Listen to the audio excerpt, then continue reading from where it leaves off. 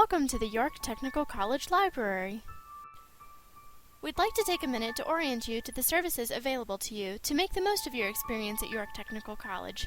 We provide comprehensive access to all library resources and tools, regardless of your location. As a student of York Tech, you are provided with study space, open computers, printing capabilities, Wi-Fi, and library materials provided at each of the off-campus centers. York Technical College also has agreements with area public libraries which allow York Tech students to fully utilize the libraries in the area, so be sure not to overlook the public libraries as a source for supplementary materials and study spaces. The library is equipped with areas for working on group projects as well as quiet study rooms.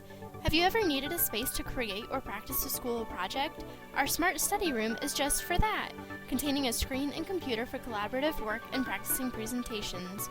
Study rooms are available on a case-by-case basis and can be reserved by calling or emailing the library or by asking at the main desk. Available for you is also our extensive collection of books for research, recreational and personal development reading, educational DVDs, entertainment DVDs, audiobooks, video games, newspapers, and magazines. While there are customized collections of library materials at each of the off-campus centers, if you are not normally at the main campus, you may request the items from main campus be sent to your off-campus location via the courier service. If you are a distance learning student, you may also request the items from the main campus be mailed to you and returned with an easy return process. Items should be requested by calling or emailing the library. To search for a specific book, DVD, or audiobook that the library may have, go to the main page of the library. You can either click Books in the right-hand menu or use the Catalog tab or the DVDs tab of the search box. In cases where the library does not possess the desired item, you may use Pascal, our interlibrary loan system, to request the item from another library, which normally takes 5 days, by clicking Pascal on the right-hand side in your search results or by clicking We Didn't Have It in the right-hand menu on the library's website. Alternatively, you may request that the library purchase the item by slipping a note into our suggestion box on the main campus or by filling out a purchase request form online, located on the main page of the library's website.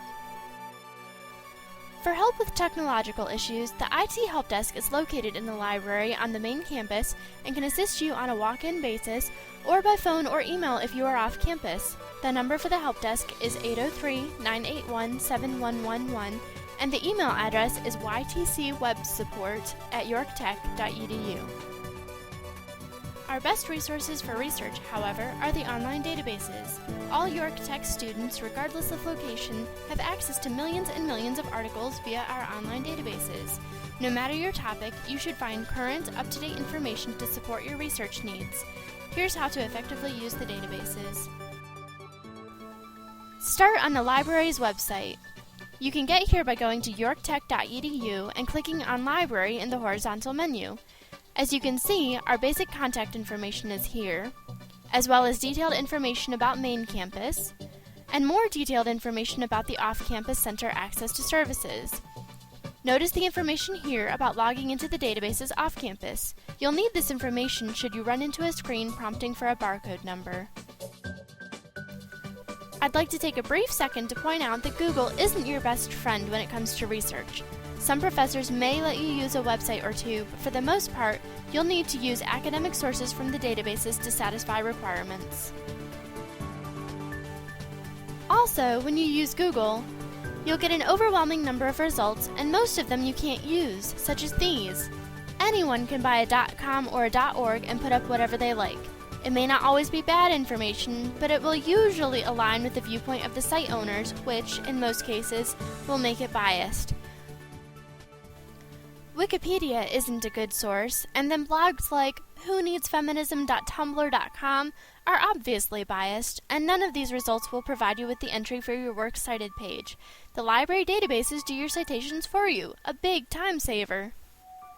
Getting back to library sources, for most research needs, this search box on the main page of the library's website should cover everything. All you need to do is type in a few search terms, click Search, and you should get results. If you don't get results, try taking out a few search terms, or by using synonyms or related words to what you originally typed in. I just ran a search for feminism, nothing complicated or tricky. I simply entered a keyword. At this point, off-campus users will be prompted for a barcode number. Again, as we saw earlier, this information is posted on the off-campus resource access page. It is the prefix 003996 followed by your student ID number, totaling 13 digits. If you're not prompted for a barcode number, or once you've entered it, you'll see your list of results. The results may start off with a research starter to give you a broad, general overview of your topic. Below that are articles, which are each a story taken from a newspaper, journal, or magazine. You'll also get ebook results. These are the sources that you need to support what you're saying in your paper, to back up all your facts. For example, if your professor asks you to use 3 sources for a paper, 3 of these search results should meet that requirement. Over on the left, you're able to filter your results. Probably the most important filter is the date filter. If you're writing a paper on the Civil War, for example, an article from 1950 is probably okay, since the Civil War hasn't changed much since then. However, when writing about more time-sensitive topics such as stem cell research, a field in which information is constantly changing and new developments are happening, you're likely to get points taken away if you use a source that's outdated. You want to make sure that you have current information on your topic and use something that's been published in the last few years.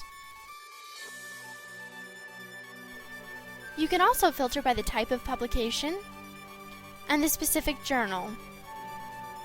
The subject drop-down is also a great way to narrow down your topic into a more specific topic, since feminism is so broad.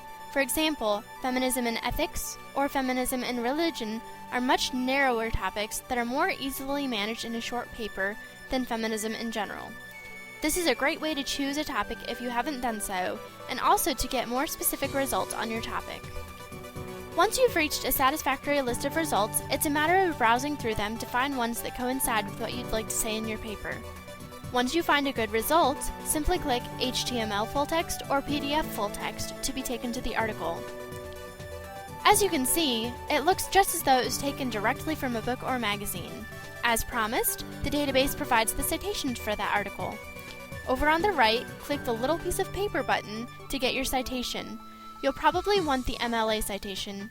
After that, it's simply a matter of copying it, pasting it into your paper, selecting everything, setting everything to Times New Roman font, and double spacing. While you're in the box to double space your paper, make sure that the spacing before and after is set to 0 points, not auto. Also, make sure that the italics stuck when you copied and pasted. The last step is to right-click next to your citation, click Paragraph, and click Hanging under Special. This will get that proper indentation. For more information about formatting your paper correctly according to MLA style, see the sample paper on Purdue OWL by going to Google, type in Purdue OWL MLA, click this link, and click MLA sample paper over here on the left. This will show you exactly what your paper should look like. At the bottom is an example works cited page as well. Purdue OWL is a great source, and I recommend looking around to see what other citation help they have to offer. That is how I would recommend approaching most research. However, for literature topics, as well as controversial topics, especially for persuasive speeches, I'd go back to the library's website and click Individual Databases. This is a list of all of our databases, and using specific databases will give you more relevant results. For literature topics, literature resources from Gale should be everything that you need. Note that the citation is at the very bottom of the article.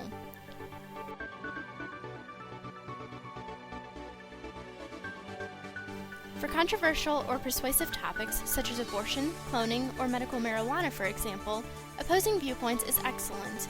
I especially recommend starting with a list of topics, although you can run a search as well. Again, the citation for these articles is at the very bottom of the article. For career research, I recommend SCOAS, the username is York Tech, and the password is York Tech, all lowercase, one word.